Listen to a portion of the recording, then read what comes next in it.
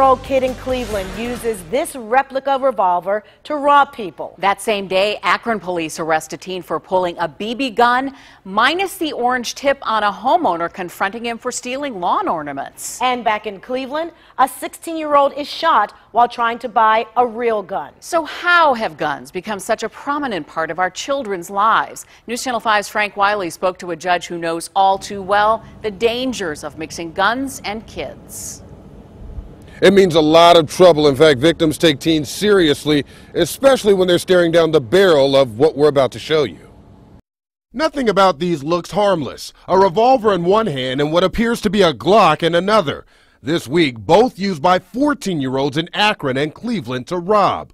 One holds BBs, the other pellets. They look exactly like the real thing. Both teens were arrested. Judge Michael Ryan told me there's an adult inside the youth that will someday regret ever holding these. He sees them every day. His goal, to get them to drop the guns and hold on to something bigger for themselves. I will stand up, reach over, and grab their hands and say, listen, I'm giving you an opportunity to change. Take advantage of it. Some do, many don't. Instead, they graduate from BBs and pellets to bullets, juvenile rehabilitation to prison. In our court, I know the prosecutor, they charge those as aggravated robberies. Judge Ryan told me many teens say they get a hold of guns for protection on the streets, and he gets it.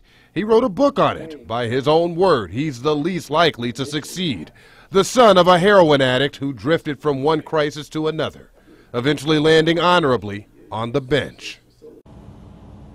And again, you saw there he wrote a book. He uses his personal story to keep kids out of his courtroom. We're live in Cleveland. Frank Wiley, News Channel 5. Well, would you be able to tell the difference if you came face to face with a gun, real or fake? State lawmakers are hoping you won't ever have to. Legislation in the Ohio House would ban the manufacturing and sale of them altogether. But the bill has been stalled in committee since March. Bill Patman, who started drafting the bill days after Tamir Rice was shot, says he's getting opposition from gun lobbyists, but he hopes the bill will get a hearing in February. If it looks like a duck, walks like a duck, it should be a duck. You shouldn't have to wonder about it. Police officers shouldn't have to wonder. As for gun laws in other cities and states, New York, Chicago, and D.C. have completely banned the use of airsoft guns. California passed a law that requires toy guns to be brightly colored.